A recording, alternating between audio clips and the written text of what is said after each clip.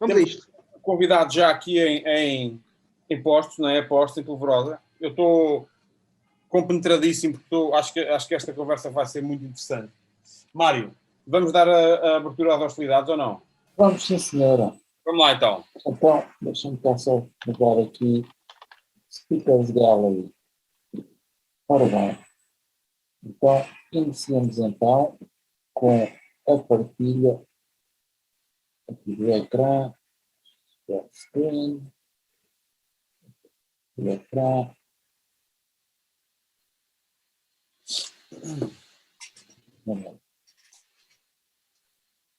Não é esta. Tem muitas janelas abertas. Mas é isto aqui e este.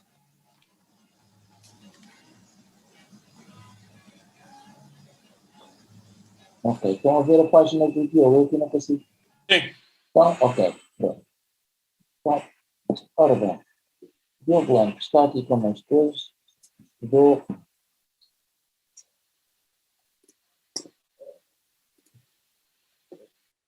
Um homem que não consegue fazer duas coisas ao mesmo tempo. Já me baralho. Já estou onde é que queria. Diogo Blanco, estou Arte Design e Comunicação na Escola Superior Artística do Porto. E antes de ser artista freelancer, é também designer, diretor de arte, trabalhou em fotografia. E foi isso que levou ao seu trabalho atual. Portanto, ele desenvolveu um estilo muito próprio, num curto espaço de tempo, e que já lhe ganhou fama internacional, com realização de galerias e exposições. Eu estou aqui a fazer uma passagem relativamente rápida por um trabalho que estão presentes no site, nomeadamente este trabalho que é de 2019, de Garden. Vocês aqui já podem ver o estilo de imagem que o Diogo faz. E agora passarei brevemente aos trabalhos recentes.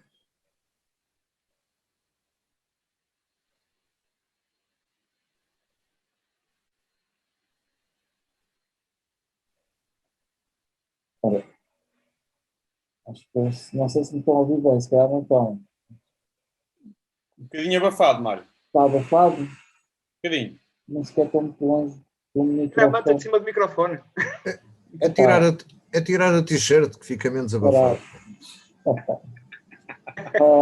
Jesus Christ, traz o zoom. Mas pronto, não nos distraemos com isso. Portanto, como podem ver, nesta muito breve apresentação, já ficam com uma boa ideia do trabalho de Diogo. E com isto, uma realmente breve apresentação, então vou passar então ao Ruben para que eu possa então, enquanto eu vou ver se consigo resolver aqui a questão do microfone. Ok, Mário, obrigado. Obrigado a todos, já agora. Diogo, obrigado por teres aceitado o nosso convite. Eu tenho, obviamente, aqui um compromisso de tempo, apesar das inúmeras perguntas que eu tinha e acho que mais tarde ou mais cedo acabarei por te fazer, mas porque o tempo é curto, tenho aqui algumas que acho que são, honestamente, para mim e para aquilo que as pessoas poderão olhar para esta pequena apresentação e depois para a tua biografia. Eu acho que começava aqui por um binómio, ou seja, quem olha para a tua biografia consta que, ou é muito visível, o binómio arte-comunicação. Ou seja, sem estarmos, ou sem entrarmos aqui em questões muito técnicas, até porque o João Cardoso depois vai bombardear com essas questões, ou pensando melhor, afastando-nos, digamos assim, da componente mais académica, a pergunta é: achas que estes dois conceitos, arte e comunicação, estão interligados conceptualmente por si? Ou somos nós, eu e tu, criador, receptor, que de certa maneira os decidimos relacionar? O que é que tu tens na tua cabeça em relação a este binómio arte-comunicação, face àquilo que tu fazes com o teu trabalho, como é que achas que eles se apresentam e representam entre si na arte, digamos assim, e na comunicação, e como é que tu os transpões para o teu trabalho, sendo que estes dois estão sempre muito presentes até na descrição dos próprios trabalhos, não só na análise dos mesmos, mas na tua própria descrição. Como é que tu os vês interligados entre si? Ora bem, Ruben, para já agradeço o convite que vocês me fizeram. Em relação a essa questão, isto é assim, eu acho que arte e comunicação são duas coisas diferentes, que depois estarão sempre de alguma forma relacionadas, mas vai partir muito de quem está a fazer e de quem está a ver ter a sua própria percepção.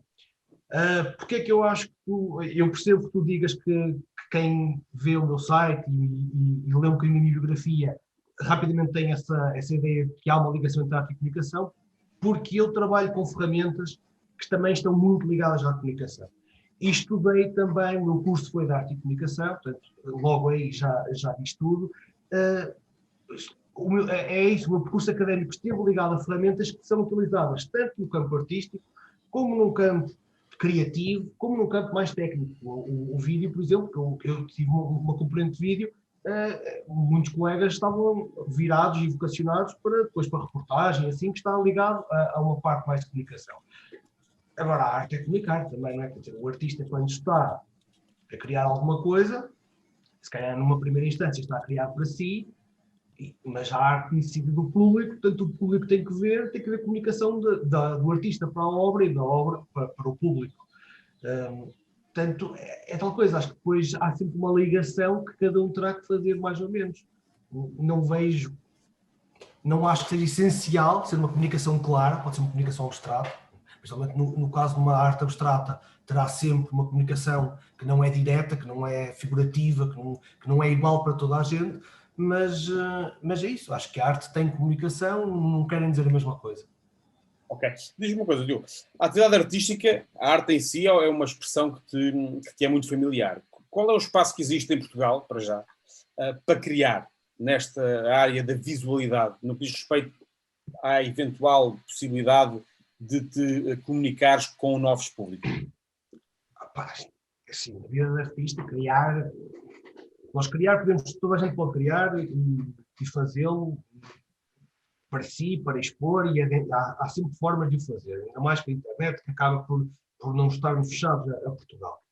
Agora, temos que ter a percepção que Portugal é um país pequeno, com um nível financeiro médio em geral, e então torna-se difícil. Vamos viver da arte, é para toda a gente, é complicado, há espaço para toda a gente exibir em boas galerias, não temos muitas. Portanto, há aqui uma dificuldade de furar essa barreira. Mas acho que também tudo se faz. E ao longo da história nós temos tido sempre gente que fura, temos tido pequenos grupos que se organizam e mais tarde transformam-se em coisas grandes. Portanto, nós temos é que, se temos a vontade de criar, se temos a vontade de ter público para ver o que criamos, arranjar formas de o fazer. E aí podemos discutir que formas são essas, mas eu acho que existem muitas formas de o fazer. Mas que Portugal é um país que é limitado na questão financeira e da oferta. Tu tens aqui um tipo de trabalhos, não só aqueles que nós vimos, mas que tem um denominador comum que é, penso eu, aquilo pela interpretação como público, neste caso, que é a questão da identidade. Ou seja, esta pergunta não é uma pergunta com rasteira, mas é assumidamente provocatória. Ou seja, que identidade é esta que é tão forte visualmente, mas um bocadinho espartilhada do ponto de vista estético? Ou seja, não é rasteira, mas é mesmo provocação. É assim, eu, principalmente nos últimos tempos, encontro no meu trabalho uma procura de identidade. Não uma identidade minha, não uma identidade pessoal de eu estar-me a identificar com a minha obra, é uma identidade humana, porque eu acho que há sentimentos e há histórias que todos passamos, mais de uma forma ou de outra, mas que todos conseguimos ter empatia por. E às vezes tem situações que nós nem sequer temos palavras para descrever. E então é um pouco isso que eu procuro. Eu gosto de tentar encontrar tentar encontrar uma emoção que eu vejo e percepciono de uma forma e que outra pessoa pode percepcionar de uma forma totalmente diferente. Mas, acima de tudo, há essa ligação com o espectador. É isso que eu procuro criar. E, através disso, cria-se uma identidade. É assim, nós, enquanto seres humanos, temos coisas que nos vão sempre ligar a todos, porque temos sentimentos que nos vão ser iguais ou ser semelhantes em todas as culturas. É muito à procura disso que eu ando. Agora, também acredito, tu mencionaste, estava a fazer alguma confusão estar a ver o ecrã, eu não estou a ver com quem é que estou a falar, estou a ver uma cadeira vazia. Tu estavas a falar que está melhor. Estava aqui um problema de ecrã, o ecrã que me estava a mostrar era uma cadeira vazia, mas já passou. Estavas a dizer também da questão da minha arte ser muito complexa, muito espartilhada, muito composta por multicamadas. Essa é a parte provocatória, assumidamente. Sim, isso é realmente aquilo que eu acho que nós somos enquanto identidade. Eu acho que ninguém é uma coisa... A identidade pessoal não é uma coisa simples, é uma coisa muito complexa. Não há pessoas boas e pessoas más.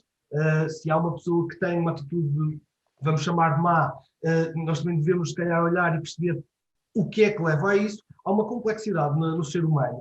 E é um pouco isso que eu procuro. É o que está para além de nós termos a capacidade de olhar, vemos uma imagem, vemos um retrato de o que quer que seja, mas há mais para ali. Às vezes é uma questão de nós nos perdermos um bocadinho em encontrar texturas, a encontrarmos pormenores aqui e acolá, por vezes há mesmo segundas imagens e até terceiras imagens nos trabalhos. Eu não digo que faço sempre isso, mas o que eu faço sempre é criar uma ilusão de várias camadas. Porque é isso que nós somos, no fim e ao cabo. Nós não conseguimos ser uma coisa simples. Sim, aproveitando o que tu disseste, sendo esse teu trabalho, já percebi que há aí uma busca de identidade de multilayer, porque ao fim e ao cabo não há zeros e uns, há uma escala grande de cinzentos, digamos assim. Que tipo de utilização e que aplicações tem o teu trabalho? Ou seja, para quem é que tu trabalhas e para onde vai, ou onde é que podemos ver, ou quem é o consumidor tipo do teu trabalho? Pronto, isto é o seguinte, o meu trabalho neste momento, eu estou a trabalhar numa galeria, exposição, peças únicas, é um trabalho digital que depois é impresso normalmente ou em alumínio ou em acrílico. Passei por um processo grande de pesquisa para encontrar a melhor forma para apresentar o meu trabalho. São trabalhos de grande formato, eu tenho este aqui atrás de mim, dá para ter mais ou menos uma noção de escala. Pronto, e então o que eu procuro com o meu trabalho neste momento é exibi-lo em espaços que tenham a capacidade de receber este tipo de trabalho, em nível de dimensão, que sejam um pouco nobres para o apresentar, nomeadamente para falar de galerias, exposições virtuais, alguns espaços comerciais que têm algum tipo de curadoria e de apresentação de arte de uma forma regular. Pronto, e esses são os espaços onde eu estou a apresentar o meu trabalho. É tal que eu estava a dizer, o meu trabalho são peças únicas neste momento, é um de um. Já fiz algumas edições limitadas, mas sempre muito, muito exclusivo, muito na medida do exclusivo, até para combater um pouco a ideia do digital ser aquela coisa que está em todo lado e que ninguém controla e que há t-shirts e que há, pronto, combater um pouco essa ideia. O digital é um meio que eu utilizo, podia estar a pintar, já pintei no meu passado, neste momento estou a utilizar muito mais a fotografia e a manipulação digital. Diogo, tu tens claramente uma intenção e um motivo, digamos assim, uma linha orientadora, que depois do teu trabalho ser conhecido, dificilmente ele não é reconhecido. Há aqui, obviamente, nesta balança, um risco, ou uma vantagem ou desvantagens. Tens alguma história para nos contar sobre alguém que tenha reconhecido o teu trabalho sem qualquer razão aparente e que depois tenhas percebido ou tenha essa pessoa percebido que afinal era o teu trabalho, ou seja, teres aqui este vínculo, digamos, esta marca tão vincada de identidade no teu trabalho, traz-te vantagens ou desvantagens? Pronto, a nível de história, assim, não tenho nada de muito específico para contar, já aconteceu um caso ou outro de pessoas que não sabiam que eu estava a explorar aquilo acolá e quando viram o trabalho, a partir de dizer, olha, este trabalho é dali, é daquele artista, Também já aconteceu coisas um bocado ao contrário. Olha, vi um trabalho, pensava que era teu e não era. Inclusive, quando uma vez me disseram, olha, vi um trabalho, porque eu já trabalhei para editoras e publicações, para vários livros, e então já aconteceu, olha, vi um trabalho num livro, acho que era teu, e eu fui ver quem era, e não era meu, mas era uma pessoa que eu admiro imenso, que é um artista britânico, que é o Dave McKean, já um bocadinho de velha guarda, e que tem influências assumidas, e então eu fico contente, quer dizer, uma pessoa quando nos compara, eu pensava que era teu, pô, é um elogio. Pronto, isto só assim no sentido rápido, eu entendo que há esse reconhecimento, principalmente para quem me segue, porque o meu trabalho também muda. Eu estou, neste momento, faço isto enquanto profissão, quer dizer que eu todos os dias estou no estúdio, todos os dias estou a trabalhar, e é normal que, ao fim de algum tempo, apareçam elementos novos, apareçam elementos antigos, e a coisa evolui de uma forma muito dinâmica. O Mário, no início, o que apresentou, a primeira coleção que ele apresentou, aquela preto e branco, é a minha coleção de 2019, foi a minha primeira exposição a solo. Foi uma coleção muito grande que eu fiz, um projeto feito com curadoria com o Sacramento de Arte Contemporânea, e foram 40 peças. Portanto, eu tive durante um ano a desenvolver 40 peças, e quando terminei estava saturado.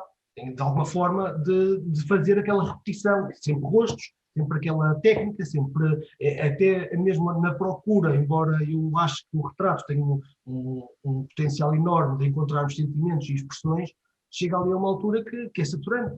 E comecei, enquanto ainda estava a desenvolver isso, a fazer coisas que eram quase, eram o contrário, eram a usar o corpo, eram a usar cor, eram a usar muito mais tridentes, e quando terminei a coleção e quando foi apresentada e quando esteve a trabalhar em produção, já eu estava a desenvolver o que veio a tornar-se no trabalho que eu estou a desenvolver neste momento. O corpo que eu estou a trabalhar neste momento é muito mais colorido, tem novos elementos que foram introduzidos entretanto. Eu não pego num conceito de dizer assim, agora vou utilizar o rasgado porque eu quero passar esta ideia.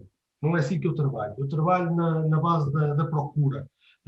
Eu estou a fazer procura de imagens, de coisas que me digam algo no computador, e de repente há um elemento que vai aparecendo uma ou duas ou três vezes sem ser propositado. E esse elemento depois começa a ficar.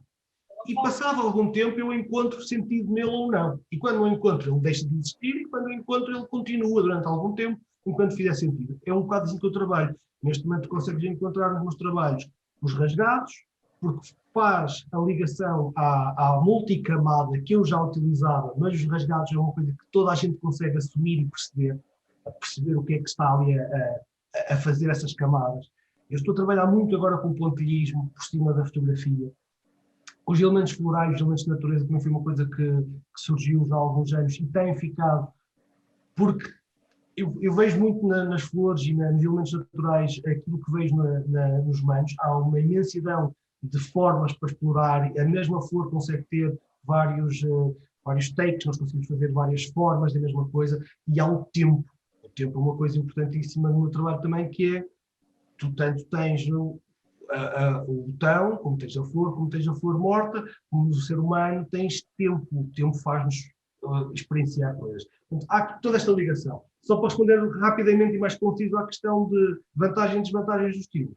Eu acho que é importante o artista ter um trabalho que é de alguma forma reconhecido, desde que ele não se perca e não fique naquela coisa do agora é fácil e vou ficar a fazer isto durante 15 anos porque estou a vender e não vou experimentar mais nada. Pronto. Diogo, falaste aí em tempo e sem querendo fazer futurologia, onde é que te vês daqui a 10 anos? Complicado. Olha, eu não gosto de... Eu sei que às vezes até há quem diga que se deve fazer essa experiência, onde é que tu gostavas de ver e tudo mais. Eu não gosto muito de me pôr nesse papel.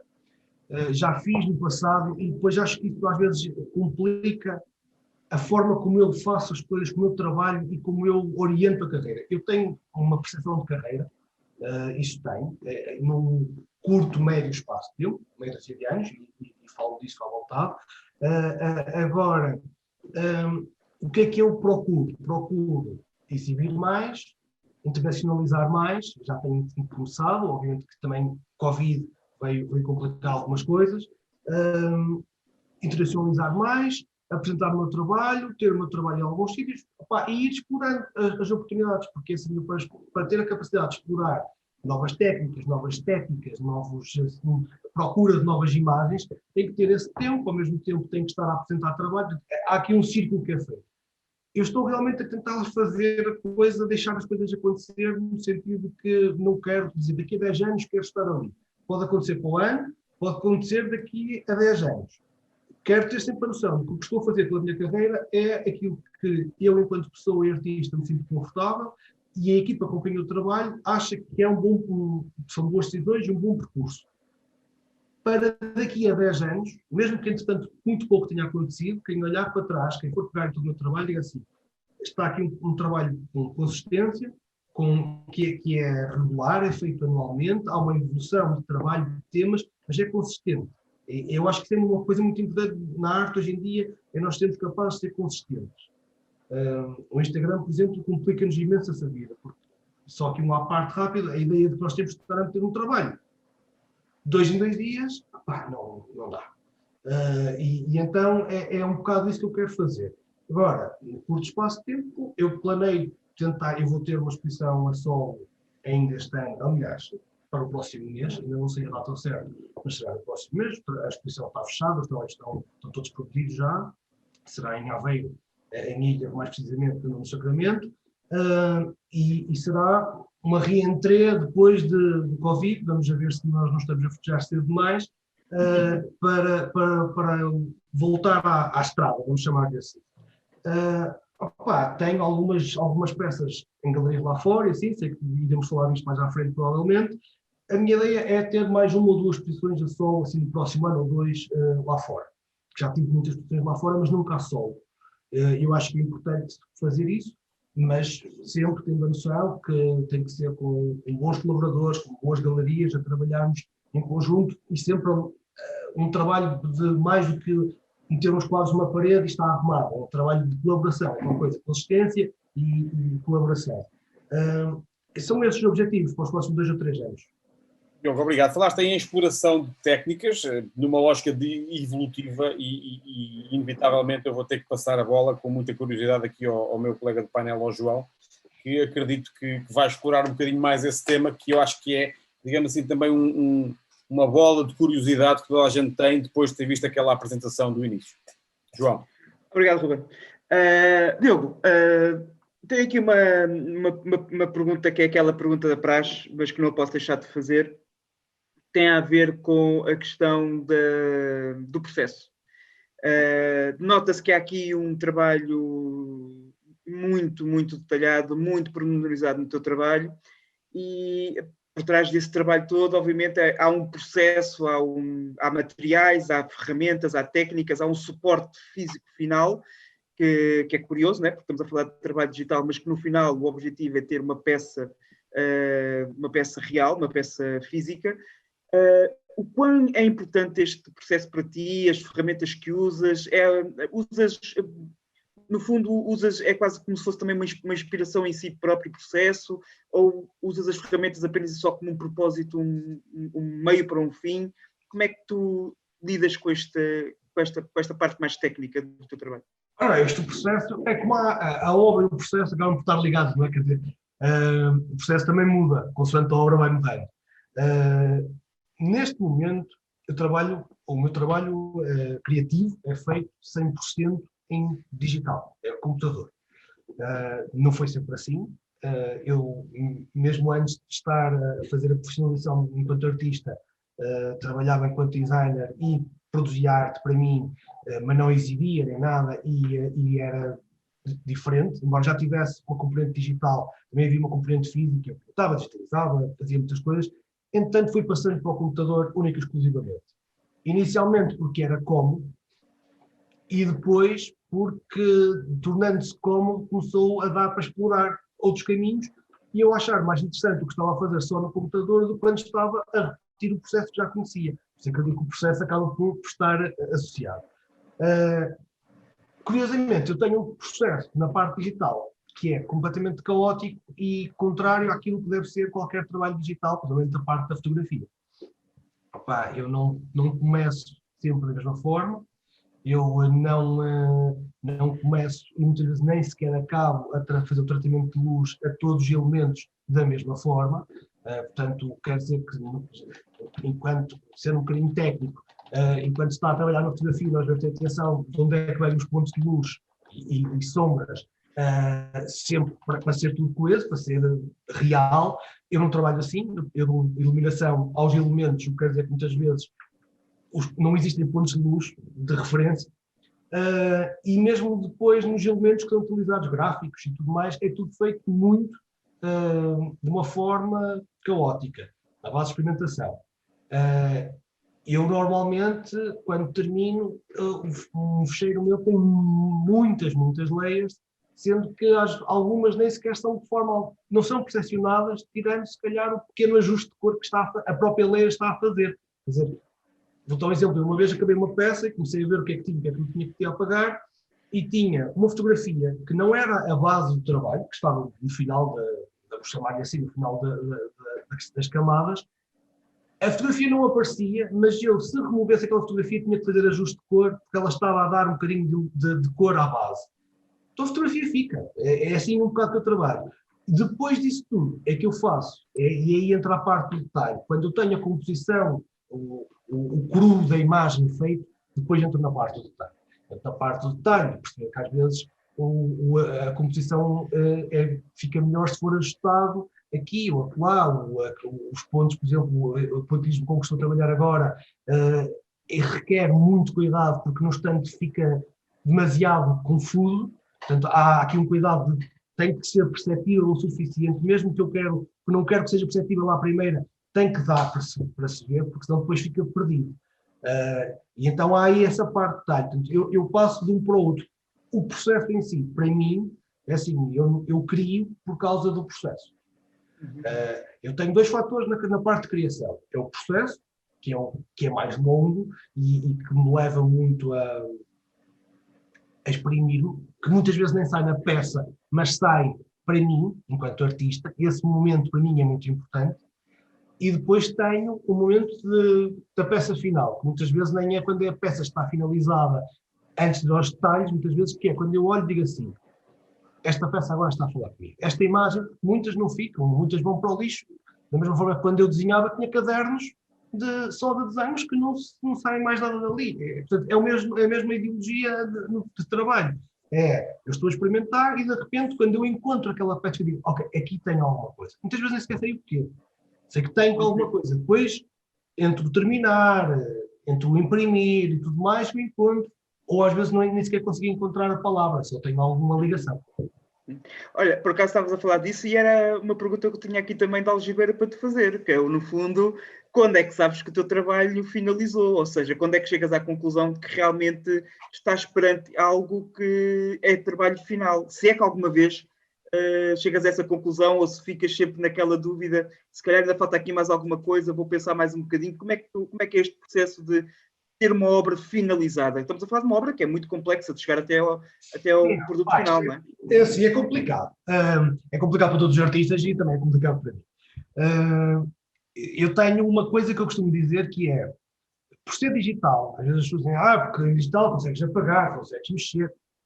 É verdade, isso é para mim, neste momento, no processo que eu trabalho, o Ctrl-Z, o andar para trás, é essencial. Mas depois há um problema no digital, é que tu tens sempre a possibilidade de continuar a fazer alguma coisa à peça. Isso é um problema. Quando é que a peça está terminada? Eu considero que a composição, a estrutura da peça, eu encontro, quando encontro o que eu estava a dizer há bocado, que é, quando eu olho assim, ok, esta peça já está a falar comigo e agora é uma questão de eu acabar de a compor e de fazer os ajustes que eu acho que sejam necessários. Depois disso, é um bocado um jogo entre o ponto em que eu já estou farto da peça, em que eu acho que ela está a funcionar e não vale a pena andar à procura de mais, que às vezes encontro, outras vezes não encontro.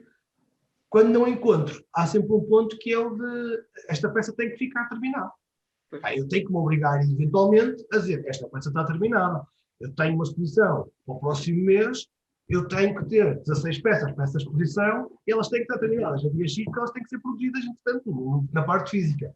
Se me disser assim, então, mas por ti está tudo terminado, se calhar numa ou outra ainda mexia nelas mais um bocado, se calhar não ia dar resultado que se visse, mas ainda mexia. Mas uma pessoa tem que se esforçar e dizer, não, esta está terminada porque não dá tempo para mais. Sendo que eu tenho que estar sempre suficientemente contente, ou seja, eu não mando nada cá para fora que não esteja a 99% de contente. E mesmo para as redes sociais não mando nada para fora que eu não esteja a 90-95% contente. Porque muito trabalho vai para as redes sociais, eu também utilizo as redes sociais para isso, ele não está finalizado. Depois vais ver a peça, ela é diferente. E até eventualmente apago das redes sociais e volto a meter a última. Porque também percebo que às vezes a recepção, não só a recepção que ela tem, mas o tempo que ela tem no meio de todo o meu trabalho, e como eu estou nas redes sociais, acabo por ir vendo o meu feed e tudo mais, me diz assim, isto ainda não está lá. Então há uns ajustes. Diz-me uma coisa, e quando tu passas, ou seja, tu basicamente o teu objetivo final é efetivamente produzir a peça final física. Daquilo que eu percebi, tu imprimes em acrílico ou em alumínio, não é? Dias uma peça final, uma delas está aí por trás de ti, que é muito bonita já agora, foi uma daquelas que eu já vi, gostei bastante, a cor do vermelho com o verde, esse contraste é muito giro. E depois, a peça, quando tu imprimes, tem obrigatoriamente uma certa tridimensionalidade, não é? Não é a mesma coisa que estar a ver uma imagem num ecrã retroiluminado. Quando tu imprimes essa peça, normalmente ficas com aquela ideia de que ainda tens que fazer ali mais qualquer coisa, fazes uma prova e depois tens que fazer mais qualquer coisa. E qual é que é esta diferença que existe entre a peça física e a peça no ecrã retroiluminado? Como é que geres esta dualidade? Porque agora estamos no mundo virtual, não é? O mundo do digital, o mundo das redes sociais, o mundo dos Instagrams, entre aspas, e também agora dos NFTs, não é? Pronto, existe esta vertente, esta dualidade que existe entre a peça física, a peça do artista, a peça final, que é aquilo que é o objetivo final, mas depois há também esta vertente digital. Como é que tu vês esta dualidade e como é que tu consegues lidar com isto? Porque, na realidade, um artista quer vender as suas peças hoje em dia, se possível, nos vários meios que tem à sua disposição. Sim, não é? o artista quer vender as suas peças. Depois, às vezes, nós também temos que encontrar... Eu já te vou responder isso, mas se calhar vou aproveitar para dar aqui esta dica, que é assim, nós às vezes temos que encontrar, nós, enquanto artistas, enquanto criativos, temos que encontrar não só aquilo que nós queremos fazer, mas aquilo que nós conseguimos, que temos nicho, que temos público para. Porque... nem sempre eu posso dizer, eu só quero exibir em grande formato e galeria. Se eu não arranjo galeria, e se ao mesmo tempo tenho uma data de gente que está disposta a comprar pequenas edições, ou digital, ou o que quer que seja, Exato. eu tenho que continuar assim. Aqui o que conta é a parte eu criar, eu gostar de criar, tenho que gostar do processo, tenho que gostar da obra, mas o público, escolher o público não deve ser bem o trabalho do artista. Isto para dizer um bocado que nós agora temos NFTs, que é mais uma opção. Eu conheço gente que não quer outra coisa, também que não estavam, que se calhar estão um bocado calejados de terem recebido não terem entrado, nem sempre é fácil entrar no mundo das galerias. Por isso que eu digo, a parte das galerias, se uma pessoa não entra ali, se calhar tem que olhar para outra, para uma galeria alternativa, para uma galeria de nicho, para publicações, para redes sociais, tudo mais. Agora, portanto, isto para dizer a parte de nos encontrarmos. A pergunta em questão era, desculpa lá. Ou seja, basicamente, no momento em que passas essa peça a produto final... Já apanhei, desculpa. Pronto, é assim, eu trabalho realmente, quando comecei, eu trabalhei, como estava a dizer, muito tempo para mim, e quando trabalhava para mim, ou era no computador e ficava no computador, ou era física, era para mim. Quando comecei a produzir com o intuito de exibir. Foi um pouco assim a minha história. Eu quando disse, ok, eu vou tentar profissionalizar, já foi com uma conversa com o meu Sacramento, que ainda hoje é o meu agente, e que ele achou que o que eu estava a fazer para mim tinha potencial e podíamos trabalhar. Portanto, foi sempre a ideia visível. Eu há bocadinho disse que me dava o processo e encontrar a peça me dá muito gozo, é o que me dá mais gozo, mas tenho se calhar que acrescentar a parte de ver a peça em filme. É um gozo muito grande ver uma peça impressa, e eu estou a falar acima de tudo porque é o que me dá mais prazer quando elas entram num formato médio. que nós o A4, o A3, a fotografia, é bonito, eu acho que a fotografia deve ser impressa, as coisas devem ser impressas, mas não tem um impacto, não nos cria mais impacto por estar impresso. A mim é mais ou menos igual ver no ecrã ou ver numa fotografia de um A3. Mas quando passamos para grandes tamanhos, é aí que nós temos um impacto diferente. Temos um rosto, temos uma história que é contada em uma escala maior, impacta-nos de outra forma. E aí eu gosto de ver. Eu, quando recebo as peças impressas, gosto do impacto que elas têm em mim. Obviamente que depois há todo um processo de imprimir, porque eu tenho que fazer uma prova de artista, para ver se a cor está certa. Existe também um custo associado a este tipo de impressão, que é diferente de... Pronto, é tal coisa, toda a escala é diferente. Se estamos a fazer em grande, ele tem que estar num espaço que permita a exibição em grande, tem que ter um preço para isso, automaticamente o custo também é mais caro. Mas gosto muito de ver as peças assim. Também gosto, e também estou a achar muito interessante, toda esta história dos NFTs. Para a arte digital acho que é espetacular isto estar a acontecer. Se não for mais, na pior das hipóteses que os NFTs morram dentro de 2 ou 3 anos, vai sempre ter ajudado a oficializar a arte digital como arte, porque é uma coisa que em Portugal estamos muito, muito fechados, é isso, os colecionadores e tudo mais são muito fechados. Lá fora, dependendo dos países, especialmente Europa Central, Europa Norte, são mais abertos, aceitam de outra forma, mas ainda assim há um grande preconceito em relação à pintura e até em relação à fotografia. A fotografia mais pura, sem edição, sem manipulação. Portanto, acho que isto vai ser muito bom para a arte digital. E assim também permite trabalhar num formato que é acrescentar animação, acrescentar movimento, que é uma coisa que eu estou a começar a explorar agora, e é interessante. Portanto, todas estas coisas eu acho que sempre são interessantes, que é a tal coisa, o processo e a obra estão juntos, se o processo te permite experimentar outras coisas, tu vais conseguir fazer outras coisas. Portanto, aí eu também fico contente de ver peças em movimento a serem vendidas enquanto obra de arte. Acho que é bom. Não é que não se vendesse antes, mas vendia-se muito na base da videoarte e da instalação, feita para já espaços de museus e assim. Não havia uma massificação dos artistas nesse esquema. Normalmente eram técnicos ligados aos jogos, ligados à fotografia, ligados à animação, exatamente. E agora está a abrir. E acho isso super interessante. Vou-te fazer agora um desafio, um pequeno desafio, ok? Não sei se é um desafio honesto ou não, mas vou-te fazê-lo na mesma. Não falamos de ferramentas nenhumas, estivemos a falar de técnica, estamos a falar da parte técnica, mas não falamos de ferramentas nenhumas até agora. Mas eu agora gostaria de fazer uma pergunta, que é, imagina que todo o teu workflow pode ser mudado, mas há apenas uma e só ferramenta que tu não poderias mudar nunca no teu workflow, do qual não poderias prescindir. Qual seria essa ferramenta e porquê? É a Photoshop. Essa foi fácil. Não, é assim, eu utilizo outras coisas, mas não posso fugir do Photoshop, percebes? Portanto, sei que há aí outros softwares novos interessantes, mas do que eu faço neste momento, se eu só posso manter mantenho o Photoshop. É um bocado, não vou dizer que me é igual, que não é, mas eu trabalho tanto com o rato como com a pen. Aliás, durante muito tempo eu não trabalhei com pen, com a caneta digital. E às vezes já a produzir, porque eu só comecei a trabalhar com caneta digital tendo um ecrã digital. Não conseguia trabalhar com as que não têm ecrã. E então, trabalhava, eu habituei-me, eu pinto com o rato, eu consigo estar com o rato, consigo pintar perfeitamente com ele, sem problema. Portanto, de tudo, o Photoshop. Acho que é aquela ferramenta que eu mais utilizo e que mais preciso. Todo o resto eu acabo por inventar um bocado se for necessário e compensar com o Photoshop.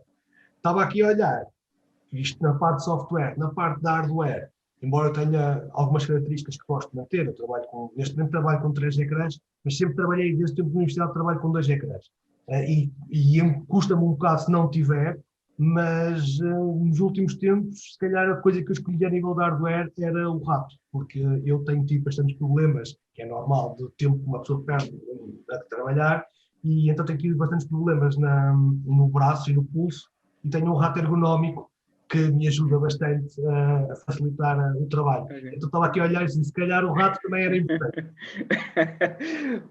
Olha, e antes de passar aqui ao Mário, tenho aqui uma última pergunta também, relativa aqui à questão da criação do digital e da nova visualidade também que nós estamos a ter atualmente no digital. E como já não deve estar completamente alheio a isso, com certeza, nos últimos anos tem havido evoluções gigantescas naquilo que respeita não só ao fotorrealismo, como também ao próprio processamento em tempo real daquilo que é o 3D a nível computacional. Hoje em dia, aliás, e por vezes já se torna quase difícil perceber se estamos a olhar para um retrato de uma pessoa real ou de uma pessoa virtual, não é? Tu já olhaste para o 3D de alguma maneira? Já tentaste ver se isso poderia ser algo que poderia ser utilizado no teu trabalho? Ou é algo que nem sequer está no teu radar, não te passa pela cabeça sequer? Olha, nós não falamos muito sobre o meu percurso académico e assim, mas pronto, eu estudei arte e comunicação, era design, cinema e fotografia. Depois trabalhei em várias coisas ligadas ao vídeo e tudo mais, portanto, na parte de After Effects, 3D, trabalhei sempre com gente ligada a isso. Entanto, deixei e nunca me agarrei ao 3D, nunca produzi 3D. Agora, com a história dos NFTs, levou-me a olhar novamente para o software, há pouco tempo. E, portanto, é se calhar, de alguma forma, provável que eu, nos próximos tempos, pelo menos experimente algumas coisas. Também é sempre bom uma pessoa sair um bocadinho da linha de conforto, acrescentem possibilidades, portanto, é bom. Agora, custa muito entrar em coisas novas. Uma pessoa está formatada, porque o tempo que tem não é assim tanto quanto isso. Porque é tal questão, se eu estando a ter que manter muitas coisas ao mesmo tempo, desde as redes sociais, ao trabalho de estudo, ao trabalho de design, à produção das peças, porque depois tem uma moldura, tem que haver movimento, não sobra muito tempo. Se eu tivesse mais tempo, eu gostava de dizer, agora vou ter há 15 dias, e se calhar até a única forma que eu tenho de aprender a fazer alguma coisa em 3D é essa, eu, depois da exposição a sol, vou assim ter há 15 dias para aprender a fazer uma coisa desse género, para me interiorizar mais sobre isso. De outra forma, custa muito. Eu mesmo, a nível de edição de vídeo e de animação, faço o que já fazia na universidade, porque custa-me estar a aprender software novo. Uma pessoa tem que se habituar a todo um novo erro. Com isto digo, é verdade que o digital anda em uma revolução tecnológica, tu também não mencionaste, mas até pensei que fosse isso que ias dizer da parte da inteligência artificial. Uma pessoa tem que estar um bocadinho em cima, tem que estar em cima do que é que está a acontecer, até porque nos ajuda, a mim particularmente ajuda-me imenso o AI, porque aquilo que a Adobe tem incluído no software nos últimos tempos, se calhar tira-me 1 ou 2 horas de trabalho numa peça, e isso é bom. Portanto, tem que estar sempre mais ou menos a ver o que é que está a acontecer. A questão depois da fotografia a nível do hiperrealismo, questões técnicas, o que é que o material nos permite fazer, o que é que o 3D está a permitir fazer, isso sempre existiu. Ou melhor, não existiu na tecnologia, mas nós sempre tivemos estes confrontos de consigo fazer isto ou consigo fazer aquilo. Ainda hoje tens pintores, eu conheço alguns que têm um estilo hiperrealista, que a pessoa nem sabe se é fotografia, já é ao contrário, já é pintura. Eu acho que aqui depois não importa muito. Importa muito mais o que é que o artista faz com os meios e com as técnicas que tem. E é o trabalho do artista, é a imagem. A mim não me diz, eu até posso ficar surpreendido por ver uma pintura que me parece uma fotografia. Fico. Mas se a imagem não for boa, não vai dar, não é isso que me vai dizer assim, ok, esta peça é melhor porque é pintada. Não, é o que está na imagem.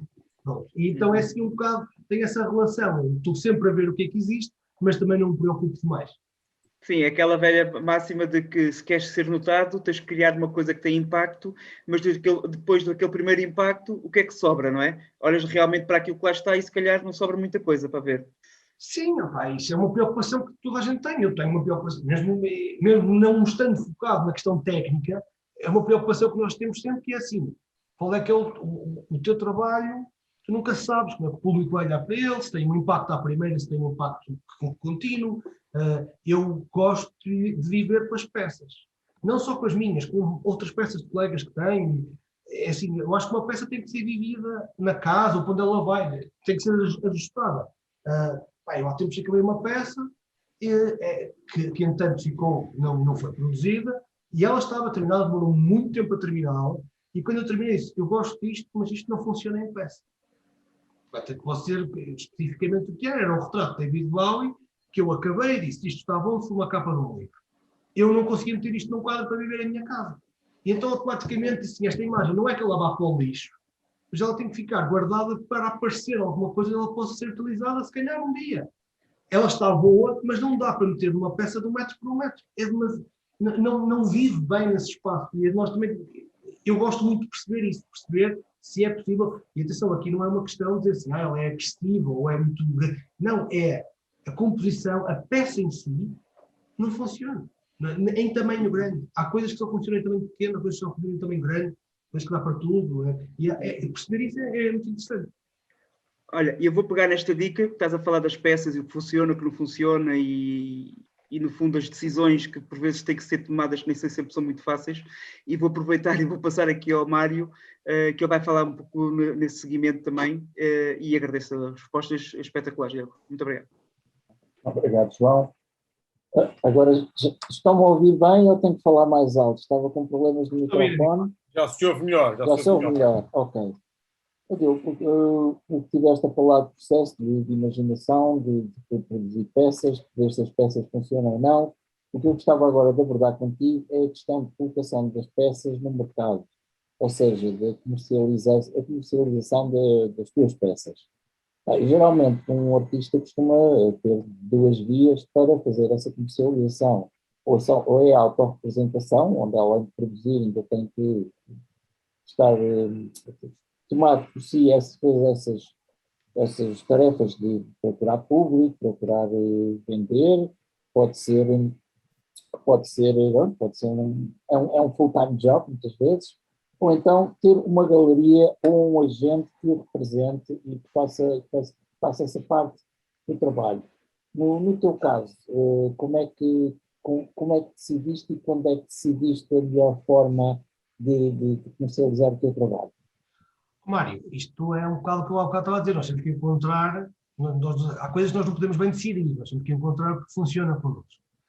Eu sou representado, desde que comecei a trabalhar nisto de uma forma profissional, eu já quando disse vou tentar, já foi vou tentar, a saber que tinha uma pessoa que estava interessada em que tentássemos e fizéssemos isto junto, que era o Nuno Sacramento. No passado, eu não o consegui fazer sozinho e também não consegui fazer com as galerias.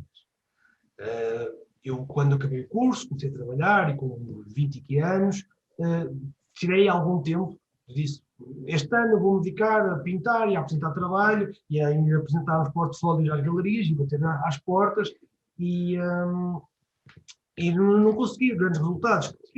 Inclusive a receber respostas que ainda hoje acho que algumas foram mal dadas, outras não por causa do trabalho, mas a forma como queriam trabalhar. Outras foram respostas de não interesse no trabalho e respeito. Eu também não soube, se calhar na altura, interiorizar e encontrar o meu espaço, e o que aconteceu foi que eu, não estando a conseguir entrar nas galerias, não estando a conseguir fazer nada, comecei a ter trabalho na área do design e virei para ali durante uns anos. E tive relativo sucesso durante 10 anos a trabalhar basicamente com livros. Depois tinha o meu trabalho que produzia para mim e um dia disse, tenho tanto que eu tenho que mostrar isto a alguém, tenho que ter uma opinião. Ter alguém que me diga, olha, continua a fazer para ti, está fixe, eu sei que eu tinha uma noção que o trabalho que não era mau, mas nem sempre dá para vender, nem sempre dá para apresentar em galerias, nem sempre a venda também é importante, mas mesmo a questão de exibição. E por uma história um bocado complicada de contar, porque foi complexo até eu conhecer esta pessoa, mas eu li em uma entrevista de uma pessoa, disse, olha, é com este gajo que eu vou falar. Eu assim que li a entrevista, é com este gajo que eu vou falar. É uma pessoa de Aveiro, disse, é daqui de perto, vou falar, vou ao site, vou mandar um e-mail, e tive a sorte, porque as galerias recebem e-mails todos os dias, de artistas a pedir contactos e a forma como fazem, e tive a sorte da pessoa me dizer assim, pode um dia apresentar, é uma questão de combinarmos. E aqui depois entra o tempo e a nossa experiência e tudo que nos leva. Eu se calhar se tivesse recebido essa resposta há 10 anos atrás tinha feito, ok, é uma questão de combinarmos, e a coisa ia ficar assim, depois um dia ia mandar um e-mail, não ia ter resposta. Eu o que fiz foi uma postura muito de uma pessoa que trabalha com negócios. A pessoa disse-me isso, eu disse, ok, dá-me o teu número, ou toma o meu e marcamos uma reunião. E foi logo em seguida. E então nós falámos no mesmo dia e eu disse, não, marcamos uma reunião. E esta atitude de marcar uma reunião e ir lá apresentar-me, foi tudo de uma forma muito séria, foi aquilo que me meteu o pé lá dentro. O Nuno Sacramento recebeu-me porque eu tive essa atitude que ele próprio já me disse. Opa, se não tivesse sido assim, se calhar aquilo ia aqui no esquecimento. Eles não fazem por mal. Eu respeito muito essa parte das galerias. Acho que é um problema que nós temos no mundo da arte, que é a falta de resposta que os artistas têm. Mas eles não fazem por mal, eles recebem muitos contactos. E quanto melhor a galeria for, mais vai receber. Pronto. Portanto, isto foi tudo uma questão de sorte e só assim é que eu consegui encontrar o meu caminho, porque eu também sozinho não ia conseguir encontrar. Eu ainda hoje não sou uma pessoa que tenha uma rede de seguidores nas redes sociais muito grande, que me permita, agora vou vender umas t-shirts com um trabalho meu e fazer, não consigo fazer isso. Mesmo em edições limitadas que eu fiz anteriormente, não as vendia. Agora consigo vender algumas porque estão associadas, edições limitadas, nos quadros que estão em exposição e pronto, e aí consegue-se alguma coisa. Portanto, foi esse o percurso que eu encontrei. E depois comecei a trabalhar com o Sacramento, houve um trabalho muito grande de orientação da parte dele. Durante um ano tivemos só a produzir e a trabalhar para expor, no final do ano. E depois disso houve a exposição, correu bem, apresentou-se algumas coisas mais, o meu trabalho já estava a começar a diferenciar e entramos em Covid. Mesmo em Covid, eu sendo uma pessoa que me mexo em algumas áreas confortavelmente a parte digital, fizemos sessões virtuais, inclusive depois ele chegou a fazer com outros artistas e eu ajudei. Entrei uma série de curadorias e coletivas internacionais virtuais e estas coisas, tal coisa. Não é porque entrou o Covid que eu digo, olha, agora não posso expor e vou ficar aqui sentado à espera que o Covid desapareça. Entrou o Covid, a gente tenta arranjar alguma coisa que faça sentido no percurso que se está a criar. O percurso era de exibir com galerias. Utiliza-se isso da forma que conseguimos. Depois é complicado porque é tal coisa, cada um tem que encontrar o seu percurso. Tu não podes ser muito chato, tens que ser respeitador, tens que ser coerente, tens que entender, e a parte mais difícil é perceber os não, e ajustar isto tudo ao percurso. Eu, neste momento, trabalho só com representação. É assim que eu gostei, a forma que funcionou para mim. Na pior das hipóteses, tenho a representação que tenho neste momento, mas as coisas estão a caminhar para ter outras, percebes? Porque assim, eu neste momento sou representado em Portugal pelo Nuno Sacramento, sou representado na Alemanha por uma galeria e uma agente, e estou representado em Singapura pela Artitude Gallery, que trabalha em Singapura e tem um bocado de foco no mercado asiático. Quero atingir outros países. Eu tenho muito interesse em trabalhar com França, com o Reino Unido, ali a Europa Central, Dinamarca e assim também, mas tudo tem que ter o seu tempo. Obviamente que eu trabalho para isso. Eu quando contacto ou quando apresento trabalho é com esse intuito, às vezes mando um e-mail esporádico, não ando sempre atrás das galerias, porque neste momento já não faz sentido, mas também já andei, já fiz esse trabalho, não recebo respostas, a maior parte delas, porque eles não conseguem dar, mas faz parte. E tu tens que, acho que cada artista tem que olhar e dizer assim, onde é que eu consigo encontrar um espaço? O que tu fazes hoje não é uma prisão para sempre. Tu hoje podes apresentar um coletivo pequeno, uma exposição montada por ti, e isto também é levar-te a uma galeria. E o contrário também pode acontecer. É difícil andar sempre para trás e para a frente. Isso não vai acontecer. Quem está nas galerias não pode estar nas galerias e depois querer fazer exposições no Salão Nobre porque é porreiro para ajudar a terra e depois voltar às galerias, depois voltar... Assim, isto uma vez faz, mas o percurso tem que ser feito com alguma consistência. Pronto, e basicamente é isso. Se quiseres, se tiver alguma pergunta mais técnica de como é que funcionam as parcerias com as galerias, terei todo o gosto de responder. Mas uma das minhas perguntas ia ver com aquelas 3 galerias que indicaste, mas já respondes, realmente, aqui um bocado local, que é o Nuno Sacramento, a galeria do Nuno Sacramento, uma para a Europa e outra para o Sudeste Asiático. Portanto, ou seja, isso, a galeria, digamos, portuguesa não foi complicada ou aceitada, ou ele simplesmente não trabalha com esses mercados e, portanto, não haveria sobreposição. Isto é assim, tu tu há bocadinho também, quando estavas a dizer, há que salientar isto, há muitos artistas bem estabelecidos que não têm um agente, que são representados por galerias, por 3, 4, dependendo, e trabalham com essas galerias na medida dos trabalhos que são para lá enviados. Portanto, não é uma exclusividade, nem eu, que no Sacramento tenho exclusividade. Ou melhor, nós temos uma exclusividade, nós temos uma parceria que é feita essencialmente em Portugal, que é um mercado forte dele, e onde ele e eu quisermos nos colocar. Mas, se vem uma oportunidade de fora, o Nuno ele tem interesse em que eu cresça, porque também para ele é bom.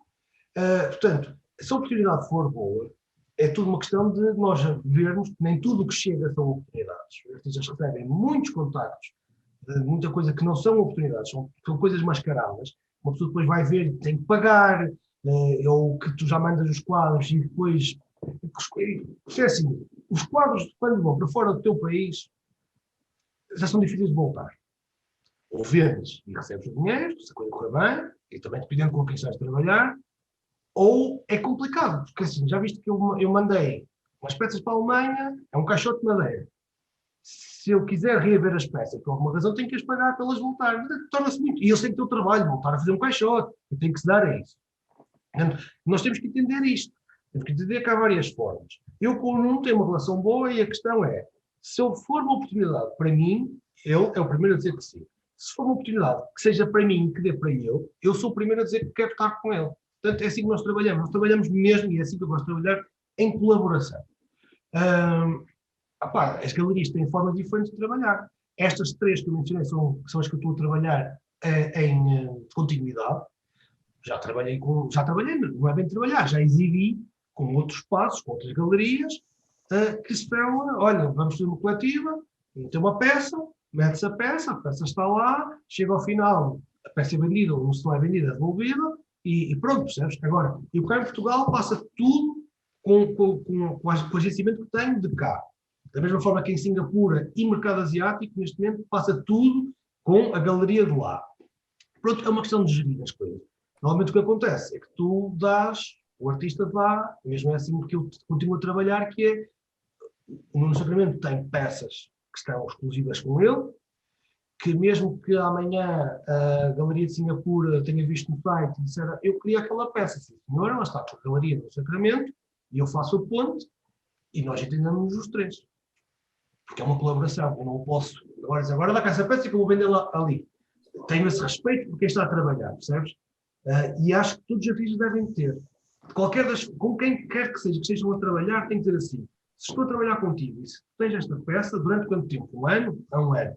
Olha, mas eu vendi essa peça. Então, mesmo que tenha sido o artista a vender privado, de uma forma privada, tem que respeitar a pessoa que esteve durante 1 ano a trabalhar naquela peça. Das duas, uma, ou esperas para te devolverem a peça ao final do ano e se ainda quiseres vender, vendes, ou então há uma comissão partilhada, o que for, o que tiver discutido. Acho que deve ser assim que se trabalha. Estás a falar, tudo o que estiveste a falar, tu falas de uma atitude extremamente profissional que muitas vezes não é associada aos artistas. Pelo menos ou seja, pelo menos há muitos que não têm essa atitude. E achas que isso devia ser, por exemplo, dado na formação dos Belas Artes?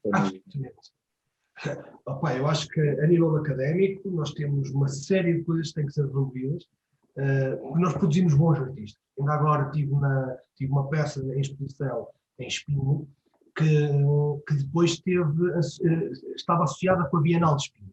E a própria Bienal, que é para malta mais nova, portanto, o concurso da Bienal, uma qualidade excelente. A pessoa que ganhou era um jovem com 21 anos, mas uma obra fantástica. Agora é assim, é a qualidade do trabalho. Nós, todo o resto, a forma de tu trabalhares, a forma de tu te apresentares, tem que ser feita. Nós normalmente tínhamos um percurso académico que era feito na base dos professores apoiarem os alunos, é esta a visão que eu tenho, pelo menos, os professores apoiarem os alunos de uma forma extracurricular. Os professores davam continuidade ao trabalho dos alunos. Mas isso acho que não só está a acontecer menos, como também tem que haver ferramentas para alunos que não têm tão boas relações com certos professores conseguirem fazer exatamente a mesma coisa. Isso passa por a formação de como lidar com as galerias e tudo mais, passa por estágios com artistas, que é uma coisa que eu soube que, por exemplo, a Holanda faz. O Nuno Viegas, que é um artista português que está a crescer bastante, tem um trabalho muito bom, muito ligado à street art, teve-me a contar há dias que ele esteve em estágio na Holanda e foi aí que ele criou as bases, que ele está a trabalhar com um artista que está estabelecido e que lhe diz, este é o meu processo, depois até podes não gostar dele e seguir outro, mas ele ensina tudo dele. Não é o processo de criar, é o processo de trabalhar, a parte profissional. Porque a profissionalização da arte é uma coisa essencial. Isto hoje em dia, já que só funciona para filmes a história do artista, o artista maldito, isso já não funciona. É assim, da mesma forma que nós na música, que é uma coisa que toda a gente consegue ter uma percepção diferente, mais alargada, já não há os artistas que vão tocar e a seguir a uma estouradeira. Os artistas são profissionais. Eles chegam a horas, com as equipas, fazem as coisas a horas, é de uma forma profissional. Não quer dizer que numa noite não possam ir sair, mas não é a norma. E o artista plástico também tem que entrar nestes cânones, que é, se quer ter uma vivência grande, se quer vender bem, se quer estar representado, tem que ser de alguma forma de confiança, pronto, tem que haver esse lado. E tem que haver aqui um bocado de profissionalização. Por isso é que há bocadinho estava a dizer que eu, há 10 anos atrás, não tinha a capacidade intelectual e a minha formação enquanto pessoa não estava no ponto de eu conseguir encaixar muita coisa que hoje encaixo. Depois de ter gerido uma empresa com equipa e tudo mais, eu consigo encaixar isso. Eu consigo perceber que tem que haver alguma segurança. Mesmo o artista não pode, da noite para o dia, o artista só pinta vermelho e agora 2 para amanhã só pinta amarelo. Então, mas não houve uma fase em que passou, em que misturou. Isso é importante existir, as pessoas têm que perceber, ou se há uma mudança drástica, tem que haver uma justificação drástica, percebes? As pessoas hoje em dia, o colecionador e as galerias estão muito interessadas nisso e procuram também muito essa consistência. Olha, o que falaste realmente desse do artista maldito foi algo que só apareceu no fim do século XVIII e início do século XIX. Se formos a ver, todos os grandes artistas tinham estúdios, eram estúdios de Hollywood com assistentes que eram essencialmente para fazer trabalho e ser vendido. O mito do artista maldito, dos decadentes boémios, acho que deu cabo, ficou porque é uma coisa que é simpática e muito bonita e muito romântica, mas na realidade não tem nada a ver com efetivamente... E na verdade, até é uma produção de Hollywood, porque nós vamos ver quantos artistas malditos é que existiram a sério, ou melhor, não vamos chamar malditos, mas artistas que eram boémios e que viviam na pobreza. Uma metade das coisas são falsas, é um romancear da história. Quer dizer, o Picasso estava muito bem, e todos que estavam a volta dele também, Cézanne, tudo bem. Da época dos modernistas, o único que era realmente boémio, e que teve sucesso, e que tinha trabalho para isso, mas que morreu se calhar antes, era o Modigliani, que tinha um estilo de vida e um trabalho que ele não viveu do trabalho dele, grande coisa, mas o trabalho ficou. Mas tirando isso, nós vamos pegar em todos os grandes artistas, e eles eram todos grandes, eram empresários, uns mais, de uma forma mais científica do que outros, quer dizer, do Dali ao Andy Warhol, toda esta gente tinha um sistema que funcionava. Depois veio esta ideia que todos os artistas estavam a beber copos e vinha a inspiração. O artista não bebe copos e vem a inspiração, o artista trabalha diariamente.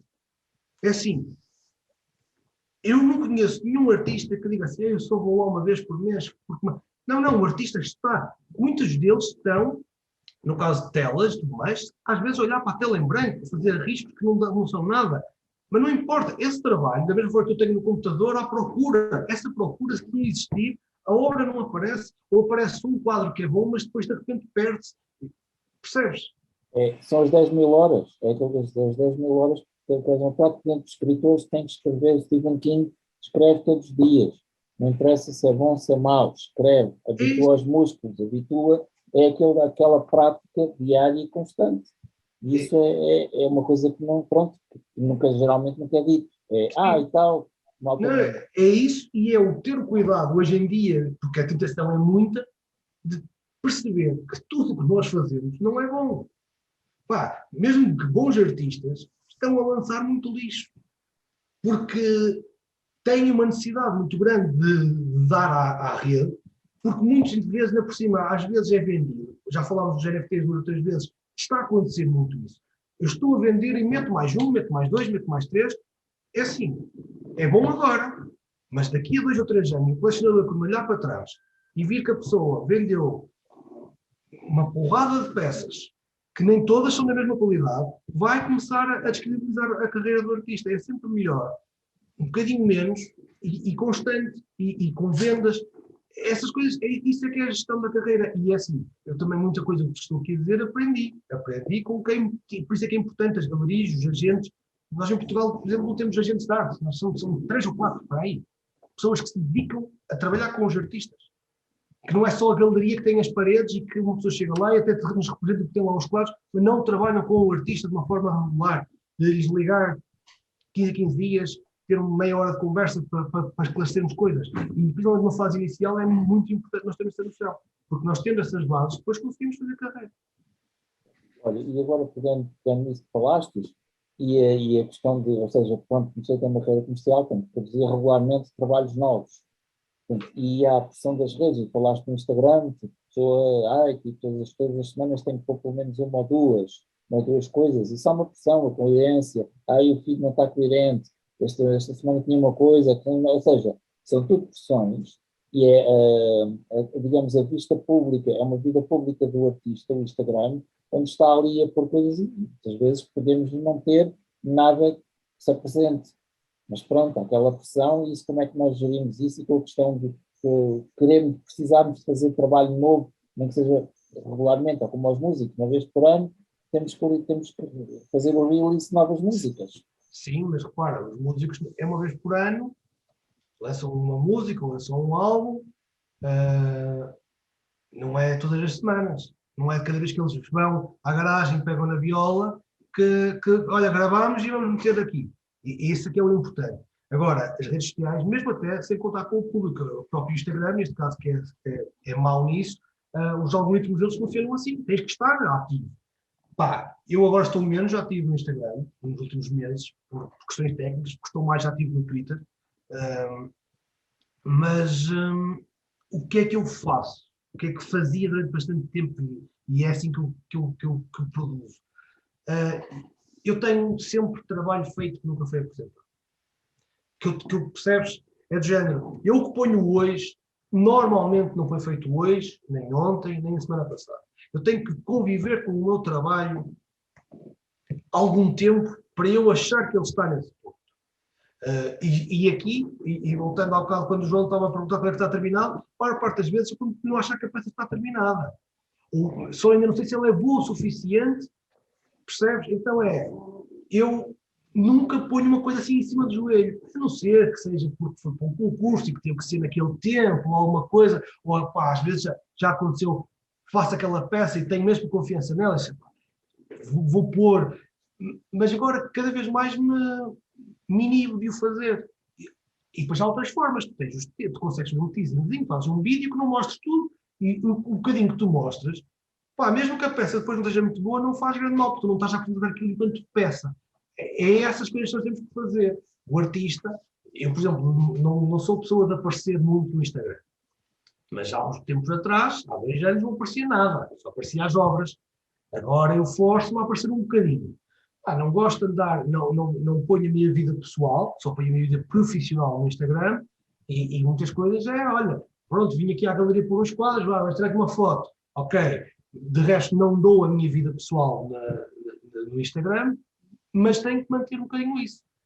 E pronto, é fazer essa gestão. Mas eu acho que uma pessoa não pode, para dar de comer às massas, estar a dar qualquer coisa, porque no final é a carreira que fica. Eu sei que, e deixo esta mensagem a qualquer artista que veja isto, que é uma coisa que me custou muito tempo para entrar, que há muita galeria, muito agente, muito curador, que vê e nem sequer segue as pessoas. É um bocadinho assim que o mundo da arte funciona. O curador, o galerista, eles não estão a fazer likes e a seguir os artistas. Eles estão muito mais calados, muito mais anónimos, ou então estão com contas anónimas. E no dia em que os astros estiverem todos certos, eles contactam e dizem, olha, eu gosto de trabalho, ou então se não gostam de trabalho, obviamente que não vão contactar, mas há esta ligação. Portanto, nós também temos que ter um bocado de cuidado, que não é só mete para receber likes rápidos, os likes não dão dinheiro, nem dão prestígio, nem dão nada, na realidade. Portanto, é muito mais importante, ao final de um ano ou dois, Galeria X ligar e dizer, olha, tenho que seguir o trabalho, gostava de ter aqui alguma coisa, do que, olha, eu tenho 20 mil seguidores e saco aqui uns likes, que a gente sabe que depois quem quiser comprar isso compra, pá, pronto, é assim um bocado complicado. É preciso gerir. Ok. Diogo, obrigadíssimo por essas respostas fabulosas, pá. E vou passar aqui de volta ao Ruben, tem mais umas perguntas para te fazer. Senhor Diogo, isto não, o tempo não estica, mas vou tentar ser rápido. Tu usaste uma expressão muito engraçada, que era, ou que foi, dar de comer às massas. Mas há pouco falaste também na profissionalização da arte. Juntando estas duas questões, eu perguntava-te como é que, em relação aos públicos, como é que os públicos podem ser ensinados a não serem tão esfomeados, digamos assim, para esta comida e serem mais ávidos de comer outras coisas que eventualmente nós gostávamos de lhes dar, mas que eles não querem comer. Não sei se percebeste a comparação. Sim, claro que sim. Opá, é muito complicado. Isto, nós estamos a falar de educação, ao fim e ao cabo. E para falarmos de educação, temos que nos mentalizar, os nossos governos não se mentalizaram disto, que a educação só dá frutos ao final de 10 ou 15 anos. Opá, enquanto nós não tivermos essa mentalidade, assim, nós, o que estamos a fazer hoje não é para nós já, é para amanhã, para o futuro. Portanto, nós temos que ter mais, para já, mesmo a nível de ensino académico, dar importância a outras áreas. A escola, e eu falo de experiência, a minha esposa é professora, portanto, a escola foca-se em duas disciplinas, que é a matemática e as línguas. E depois há algumas coisas que estão ali à volta que são importantes. Quer dizer, eu estou a falar nem sequer antes de escolhermos áreas, portanto, até o 9º ano, o EV e o EVT, não sei se ainda se chamam assim as cadeiras, aquilo são, tipo, para a maior parte dos alunos que está lá, porque é obrigado, está lá a matar tempo, aquilo não importa. Com a educação física é igual. Eu, enquanto aluno, não ligava nada à educação física. E nós temos que chegar a um ponto e dizer assim, é preciso mudar estas mentalidades. Tudo é importante. E tudo é importante e nós compreendemos que a arte, para quem não gosta muito e quem não tem muito jeito, tem que descobrir outras formas. Como é que nós conseguimos todos sacar o prazer da música, que é a arte, e não conseguimos todos sacar o prazer de um quadro? Conseguimos porque nós temos uma cultura musical, toda a gente tem, mais ou menos elaborada, percebes, empírica. Agora, toda a gente tem acesso à música, em todo lado, na casa, e há uns concertos. E isso leva a que gerações liguem a música e se apaixonem, fiquem tristes. Se nós não tivermos a mesma coisa com a arte, se não nos dão isso, e dão tempo para isso crescer, explicar que tu podes... Eu acho que há gente que não entende que tu podes usar um quadro para ficares contente. Percebes? Tens um quadro, tens uma cópia, tens uma imagem que quando olhas para ela te faz um pequeno sorriso, porque tu estás a ter um pequeno prazer de analisar aquilo da mesma forma que ouves uma música. E enquanto as pessoas não conseguem percepcionar isso, porque isso requer tu fazeres muitas vezes sem perceber o que estás a fazer. Um bocado como quando uma pessoa experimenta algo pela primeira vez, e eu não quero estar aqui a dizer agora, mas quem experimenta vinho a primeira vez não consegue apreciar vinho. É uma coisa que tu tens que experimentar 2, 3, 4, 5, e depois começas a apreciar, e depois uns vão tornar-se muito apreciadores, outros pouco, e vai haver gente para tudo. Mas nós parece que em Portugal não damos sequer aquela hipótese. Olha, utiliza isto. O EV é umas pacacadas, são uns desenhos, uns exercícios técnicos que são chatos. Nós temos que deixar as pessoas experimentarem-se com aquilo. Às vezes, se calhar, a forma melhor de tu atraís gente para isso é que tu podes a fazer as coisas que a arte tem de mais divertido. Pintura que extravasa o corpo em grande escala, fazer coisas que sejam divertidas, que ponham comunidades a produzir, a fazer o processo. Porque fazer uma colagem sentado na cadeira e nos dizem que vais recortar, fazer umas colagens, isto não te dá o processo, não te dá esse prazer. Eu acho que é isso. Nós temos que ter essa educação. Obviamente que depois a história dos museus e tudo mais, mas assim, nós ainda estamos assim tão mal. Não somos dos melhores, mas também não é assim tão mal. Nós temos o que há cá não tem público. Portanto, eu entendo que seja complicado meter mais. Eu sou aqui da Zona do Norte, temos o Museu Soares Reis, tem uma coleção maravilhosa, mas é um museu que naturalmente está muito vazio. Não há uma procura turística sequer de vamos procurar ali o Museu Soares Reis que tem peças brutais. E tem peças brutais, tem uma coleção brutal. Também é tal coisa, isto tudo vem de criar o hábito de procurar isso. Eu acho que é educação, mas a educação vai demorar muito tempo e nós temos que trabalhar isso. Em relação a isso, só queria fazer um comentário de educação de imagem, e aqui vou buscar o exemplo do Japão. E o Japão tem desde há alguns séculos que tem o Wiko-Wii, ou seja, aquelas imagens de block printing, que eles faziam as imagens baratas para que toda a gente pudesse ter imagens em casa. Portanto, isso desde essa altura, ou seja, todas as pessoas, mesmo relativamente pobres, tinham pelo menos uma ou duas imagens em casa e habituavam-se a gostar delas e a vê-las. E cá a nossa tradição de imagem é muito pobre de séculos.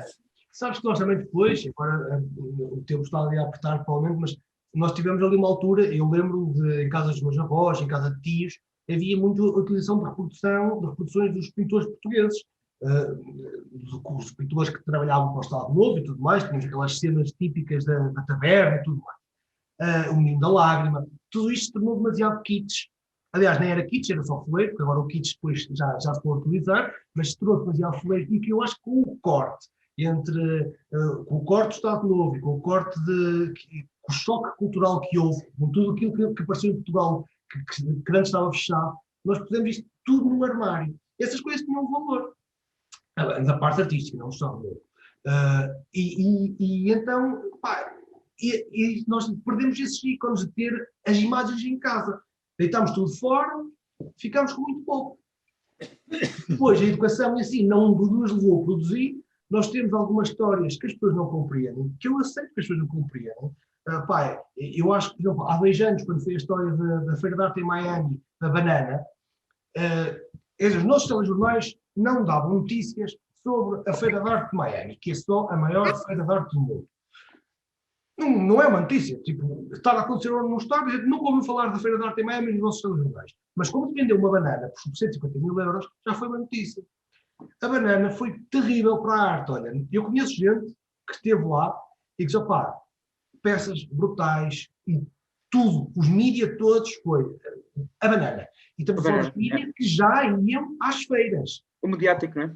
É isso. É assim, se os mídias que já iam às feiras só deram a banana, os mídias que não iam às feiras, bem os mídias a dar banana, dão banana, e nós tivemos uma banana, quer dizer, e depois as pessoas que estão de fora, o que é que dizem? Então, compraram uma banana colada com fita-cola por 150 mil euros. Isto é brincar com as pessoas. Pronto. É a noção que fica. É isto. Nós temos a ideia que a arte, para a maior parte das pessoas em Portugal, ser artista, é tu vendes quadros, é tu vendes quase 100 mil euros. Não é? É um circo, parece um circo. Não é que nós temos meia dúzia de artistas que vendem a 100 mil euros, mas não há problema nenhum. Não é normal, nem em Portugal, nem em lado nenhum. Isto não é a grande massa de artistas profissionais que existem, não vendem a 100 mil euros. E isto não faz mal. Agora, há as escalas intermédias que nós cá em Portugal as pessoas não entendem isso, mas de repente, quanto é que custa um quadro de tempo? Custa 2 ou 3 mil euros. É que caro. Quer dizer, não é 100 mil euros, 2 ou 3 só. É caro, mas o teu telemóvel custa 1.500 euros. E daqui a um ano está obsoleto e merece ir para o lixo. E o quadro, se calhar, vai durar uma vida toda e até vai valorizar estas questões. Isto é educação. É tempo, é nós irmos aos bocadinhos, e o Estado aqui tem que ter um papel com um plano a longa data. Tem que ser um plano de longa data que diz, nós primeiro vamos introduzir nas escolas mais importância e vamos abrir museus mais e vamos trazer novas coleções que sejam interessantes, que se percebam. Eu há tempos que eu falar com o Presidente da Câmara daqueles onde eu vivo, que eles estão a fazer um projeto e ele quer gente à volta dele para este projeto que seja da arte contemporânea, mas que não entre naquela coisa da cadeira no meio da sala, porque a população da zona não entende e nem tem que entender, porque é assim, a única forma de tu entenderes uma cadeira no meio da sala, se quiserem entender isso, é primeiro passares por tudo que está para trás. E só depois chegar aí, chegas e podes dizer, é bom, é mau, pronto. Agora, se estás a zero, e te apresentam isso, não é nada. Pronto. Diogo, vou-te fazer uma última pergunta e é se calhar a mais difícil delas todas. Olha, é uma pergunta da praxe também, mas é uma pergunta que acho que, com base na tua experiência dos últimos anos e com base naquilo que é o trabalho que tu já apresentas e isso tudo, e com toda a experiência que tu já tiveste ao longo destes últimos 10 anos, pergunto-te muito simplesmente se tu tivesses a oportunidade de poder dizer algo ao Diogo Landau de há 10 anos atrás, o que é que lhe dirias? É complicado. Essa pergunta é sempre complicada, não é? Mas é complicado porque, assim, eu o que lhe diria é o que fui dizendo aqui durante esta conversa toda. Cada artista não pode fazer só... deve fazer a arte que quer, mas para depois apresentá-la e eventualmente vendê-la, não pode ser como quer, tem que ser como pode. É preciso paciência, consistência, muita humildade aqui no meio, ao mesmo tempo dar valor a si próprio e ir aprendendo com os erros. Agora, eu se desse isto ao Diogo Landau há 10 anos não era muito mal. Mas se fosse para lá, eu estou com 36, portanto, eu com 22 anos, se eu visse estes conselhos, eu encolhia os ombros e seguia. Estou assim, enquanto conselho dá, percebes, destas palavras, encolhia os ombros e seguia. Não, eu quero fazer, quero que seja assim. É preciso fazer mais do que dar um conselho. É preciso trazer os artistas novos para estúdios, galerias, a gente, trabalhar com eles, nem que são 2 horas por semana, para todas as semanas eles irem percebendo, ouvindo histórias, que eu conheço, porque já ouvi muitas histórias, de muitos exemplos, e normalmente não os partilho, porque quem contou, essas coisas são contadas de forma a não serem histórias pública, mas são muito boas entre os artistas para nós percebermos que fulano tal decidiu fazer assim, e funcionou ou não funcionou. Fulano tal deu cabo da carreira por se fez assim. E nós aprendemos com esses erros. Não temos ninguém a nos ensinar isso. Portanto, essas coisas, isso acho que era importante. E consigo imaginar-me com menos de 14 anos a estar a ser acompanhado por alguém e interiorizar. Agora, se chegassem só à minha beira e dissessem isso há 14 anos atrás, faria muito pouca diferença. Também acho que é importante dizer que cada pessoa tem o seu timing. O meu foi agora. Ou melhor, o meu de eu começar, a coisa começar a funcionar. Ainda espero ter muitos timings, que a coisa cresça e que evolua, mas entendo que tanto a nível de obra como a nível de pessoa, há 10 anos atrás, na minha perspectiva, não tinha espaço. Porque eu não estava preparado para encaixar as coisas. Sei que há miúdos de 20 anos que conseguem encaixar e outros que têm só o timing certo, que às vezes não é um encaixe, é a sorte. Tens uma estrela que naquele momento a coisa bate certo contigo e funciona. Porreiro, ótimo, adoro ouvir essas histórias. Nós temos que perceber isso, cada um tem o seu timing. Se até for aos 50 anos e se quiser, eu fui aos 32 que comecei a dizer assim, vou começar a fazer alguma coisa com isto. Pronto. E se calhar daqui a 10 anos terias alguma coisa mais a dizer a ti agora nesta altura também. Vou meter muito é jeito normal. no caminho. É a evolução. Isso é normal. Isso acho que acontece a toda a gente. Agora é isso, nós temos que trilhar um bocado o nosso percurso. Mas enquanto mensagem, consistência, humildade e paciência são 3 coisas essenciais. Muito bom. Diago, Mário, estás sem som. Mário, estás sem som. Agora já tenho som! Já tenho som! Ok. Estavas a falar há tanto tempo. Pronto, Diogo, olha, cabe a mim também terminar aqui o programa e agradecer-te. Foi um programa espetacular, e digo, foi mesmo muito bom. E queríamos agradecer-te teres aceito o nosso convite e teres estado aqui connosco a falar com estas perguntas que nós te fizemos. Eu que agradeço. E peço, entretanto nós vamos terminar, mas peço que fiques aí um bocadinho mais. E por nossa parte, nós passámos um bocadinho do tempo, mas acho que a qualidade da conversa justificou tudo isso. Também não sejamos escravos do tempo. Então, da nossa muito obrigado parte, a todos também que tiveram obrigado a todos e a todas. Até breve. Obrigado. Um abraço. E para o mês que vem estamos cá outra vez. Ok. Abraço. Um abraço. Tchau. Abraço. Tchau.